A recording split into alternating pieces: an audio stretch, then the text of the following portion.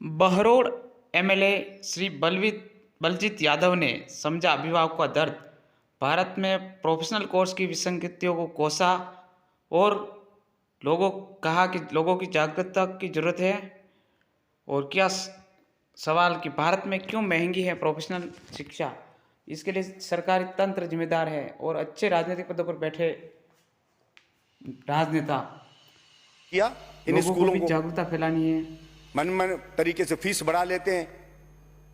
मैंने इस विधानसभा में भी कहा, कोरोना में एक दिन क्लास नहीं लगी। क्या किसी ने जन आंदोलन चलाया इनके खिलाफ? विपक्ष के लोगों ने या किसी और ने, या प्रयास किया किसी सरकार ने? सुप्रीम कोर्ट गए अभिभावक कुछ लोग, और वहां से भी क्या क्या होता है सब लोग जानते हैं आजकल क्या क्या होता है। क्या किसी ने पैरवी की? कभी चिंता जाहिर की किसी सरकार ने देश की? क्या हम नहीं लूटने देंगे, बड़े से बड़ा वकील खड़ा करेंगे, हम खुद पैरवी करेंगे? जब नेताजी पे केस हो जाता है ना सीबीआई का, तो राम जेठमलानी जैसे कर लेता है, लेकिन गरीब के ऊपर आ पड़ी तो किसी को चिंता नहीं है कौन लड़ेगा, कैसे लड़ेगा, हारो जीतो। हाँ भाई, सुप्रीम कोर्ट का निर्णय आ गया, लो भाई हो गया काम तेरा, पिटकुट दे फीस। किन की स्कूल हैं ये बड़ी बड़ी स्कूल है किन की हैं? करोड़पति अरबपति लोगों की। हमारे प्रधानमंत्री जी का एक बयान आया, यूक्रेन में फंस गए बच्चे मेडिकल के, तो कहे मैं तो खुद ही बोल रहा हूं कि यहां प्राइवेट ला रहा हूं, यहां करें, वहां विदेश क्यों जाते हैं? अरे कोई नहीं जाता विदेश प्रधानमंत्री जी मर्जी से, लेकिन वहां 25 लाख में होता है एमबीबीएस, यहां 1 करोड़ में होता है। जब नहीं है तो जमीन बेच के मुश्किल से 25 लाख जुटाएं, मजबूर होकर वहां बेच रहा है। ये मंत्री कहते हैं केंद्रीय कि जो फेल हो जाता है बच्चा वो विदेश में जाता है। फेल वो नहीं होता है, फेल हम होते हैं, फेल हमारी व्यवस्था होती है, तब वो विदेश में पढ़ने के लिए जाता है। समाप्त करें।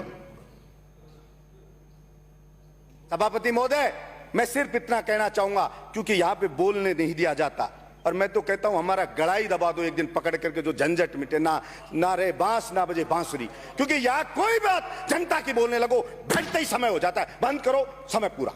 पता नहीं ये क्या है क्या नहीं, मैं समझ नहीं पाता। गुणगान करो तो समय है, बोले जाओ बस बोले जाओ समय तो, लेकिन ये क्या है मैं नहीं समझ पाता। इस चीज के लिए सभापति महोदय मैं सिर्फ इतना कहना चाहता हूं, समय इतना ही मेरे पास है। अगर आप कुछ भी नहीं कर सकते, कुछ भी नहीं है आपके पास, कंगाल हो सब लोग, कुछ नहीं कर सकते, तो उस गरीब के बच्चे के जुनून को जगा दीजिए, मोटिवेशनल क्लास चालू कर दीजिए। और वो मोटिवेशन कौन देगा उसको? वो उसको शिक्षक देगा, जो गुरु उसको पढ़ा रहा वो देगा। उसको सिर्फ तनाव मुक्त कर दीजिए, आप इतना सा रहम कर दीजिए। टीचर की ये हालत बना दी है, मिड डे मील खाना बना के खिला, बनाने वाली कितने की आएगी? 1320 रुपए में। आप लाके बता दो आपके घर पे, किसके घर पे खाना बनाने कोई 1320 रुपए में आती है? आप बता दो कोई भी, सबके घर पे सर्वेंट है, 1320 में कौन सा सर्वेंट मिल रहा है? बता दे यहां पे इस सदन में। क्या ये बात किसी को समझ नहीं आती? किसने ये रेट तय करी थी? 1320 के अंदर आ जाएगी, लेकिन कर दिया हमने तो। अब टीचर जाने तू जाने कुछ लेगा।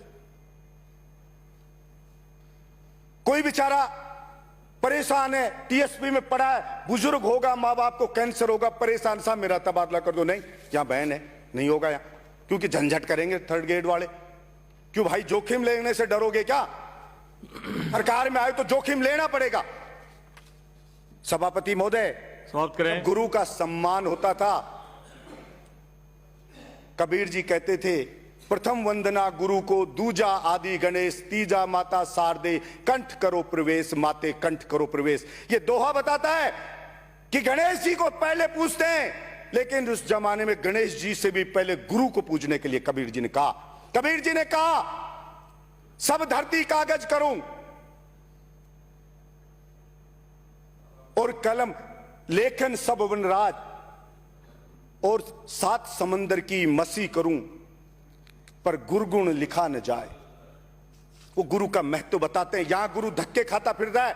गुरु कहता है सूचनाएं मांगते हैं सभापति महोदय, साला दर्पण पे सारी सूचनाएं हैं, लेकिन लिख के भेजा जाता है कि ये सूचना दीजिए, ये सूचना दीजिए, फलानी सूचना दीजिए। अरे साला दर्पण पे है, ये कह सकता है, ऑर्डर जारी हो सकता है कि जो भी सूचना चाहिए वो सारी की सारी मिल जाएगी, लेकिन नहीं, स्कूल में दे, फिर 5 साल की दे, फिर 2 साल की दे, 3 साल वो देता सभापति महोदय खत्म कर रहा हूं 30 सेकंड में वो बेचारा सूचना बनाते बनाते उसके अंदर थक जाता है। एक बेचारा खाना बनाते बनाते थक जाता है, एक बेचारा पत्थर उठाते उठाते थक जाता है। सभापति महोदय पढ़ाएगा कब?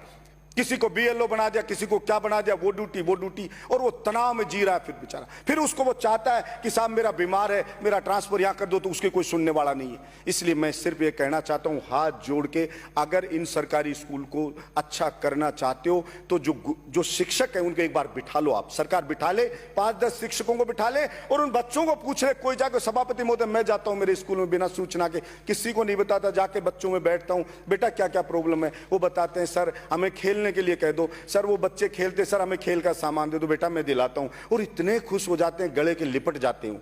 क्या आप एमएलए बहुत अच्छे एमएलए, बाकी मंत्री जी को मिलकर देना, सुनवाई कर लें, इतना मैं आपको कहना चाहता हूं। आपने मुझे बोलने का मौका दिया, इसके लिए बहुत बहुत आपको धन्यवाद।